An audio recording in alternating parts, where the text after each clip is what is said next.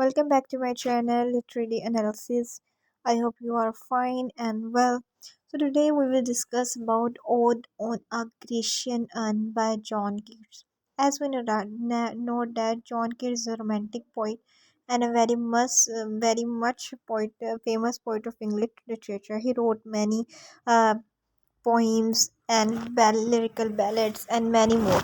So in this poem we will discuss about the critical analysis and what is ode and why this poem is called as an ode. As we know that ode means a song or a rhythmic poem that the poet write about something special that he sees that he this thing is very much special or important. John Keats was an English romantic poet. As we know that he is a romantic poet, he was born in 31st October 1795 in Moorgate, London. Moorgate is a city of London. There he was born. The Ode to Grecian and was written in 1819.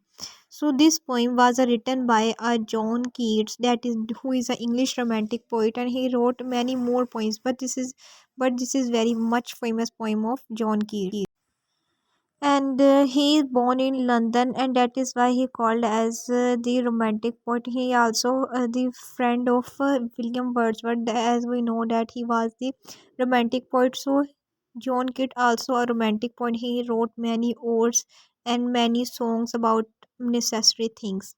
So what is an ode? Why the poem is called as an ode?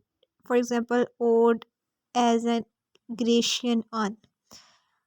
Ode basically is a lyric poem. Typically, one is in the form of an address to a particular subject written in varied or irregular matter. So, in ode, we address something. We address to a particular thing. In ode, we praise a something subjective thing, something that is very much precious and very much good. And in this poem, the poet John Keats addressed about the uh, artwork of an art on un that is made by the artist. And in this poem, Otto Grecian An, he describes about the art of work of artist and why he this An is looking very much good, and he symbolizes all the paintings that are made on that An. He described them. A classical poem of a kind originally meant to be a song. The poem that is made to be sung, we can sung that poem as it is. So this poem is very much beautiful and amazing.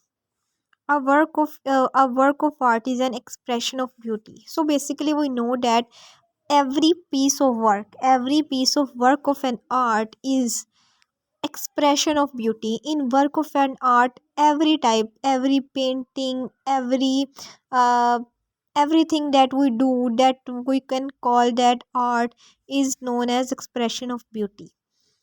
So on this urn, the artist draws something that he thoughts about something. He explains them on that urn, and then the John Keats explained that work through through this ode. Beauty is truth and truth beauty. So we know that beauty is always truth. Everything that we see in nature all is beauty, and that is made by our God. So this beauty is truth and truth is beauty. Art has a aesthetic function. Art is aesthetic function. We cannot learn that function. That is genius that are present now in our own self. We cannot gain from other person. So it is aesthetic function. So we cannot learn that art or piece of work. Art has a moral function, so it also has a moral abilities, moral functions, moral functions and moral things that we know about. Art is beauty, that art is truth, that why it has a morality in his work and in all the things that are art. Art provides comfort and solace to many generations. As we know that when we see a painting, we feel very much good and very much relaxed. So that is why art provides comfort and solace to many generations. Next, we will discuss about the literary analysis of the poem Ode to a Grecian Urn. In the first stanza, the speaker addresses the urn in front of him by describing it as a historian. So he calls that urn is a historian. He admires the figure depicted on it and wonders what legend they depict and from where do they come from. So he beautifies the beauty of urn and the all the painting that are uh, present on that, and he depicts them.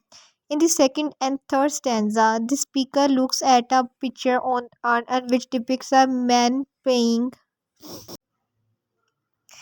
a pipe while lexing